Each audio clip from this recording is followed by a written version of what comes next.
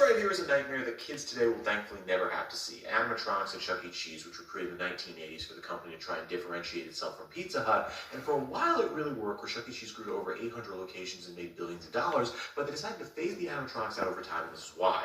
First off, we gotta go back to 1963 for what inspired Chuck E. Cheese to get into animatronics in the first place, and that was the Tiki Room at Disneyland, which was one of the last ever projects Walt Disney did for Disney. And the reason they did it was because they couldn't actually train real parrots for the room, so they made animatronic parrots. And it was the first time ever animatronics were used as a kids attraction. Now we have to meet this guy right here, Nolan Bushnell, the creator of Chuck E. Cheese, where he might not be the best person in the world at coming up with his own ideas, but he has this really good knack for taking ideas that are already created and then coming up with something better on top of it. One of those ideas that Nolan Bushnell added his own spin on before Chuck E. Cheese was actually video games, with this right here, which was called the Magnavox Odyssey, created by Ralph Baer, which was the first ever video game console, which cost about $700 in today's money, and it was definitely a really crude attempt at bringing video games to market, where it involved these plastic screens people would put over their TVs, and it just didn't really work that well. Because Magnavox didn't work, Nolan Bushnell came up with the idea for Pong, where he said he wanted to just take that video game experience, but then bring it into something that would be more like a pinball machine, and it worked big time, where he formed Atari and became a multi-billion-dollar company just 5 years afterwards. Even though Atari was really successful, Nolan Bushnell realized there was one big problem with the arcade industry, and that's that it wasn't actually that kid-friendly, where arcades were being filled mainly in bars.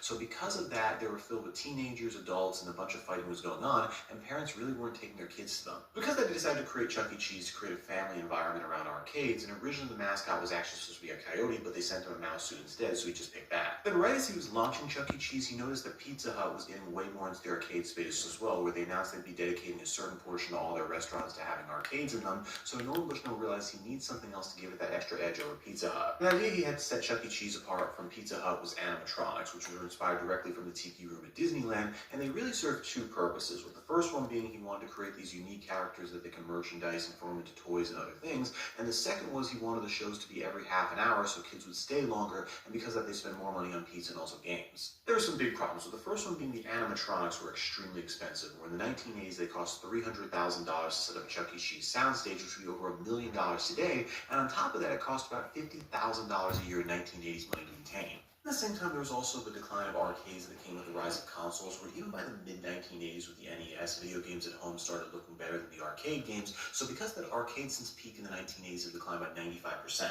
Because of that, for Chuck E. Cheese to stay relevant over a period of decades, they've had to modernize a lot, where they're not really using these outdated games anymore, and they have to do these bigger machines, things that people couldn't get at home, so because of that, they have less space to put for the soundstage and the animatronics. Finally, there was just the Ronald McDonald curse, where for every kid that found the animatronics cool, there was another kid that found them really creepy and they wouldn't go there because of that, so they realized they were losing customers having them. This continued them, and I think that was actually a smart move.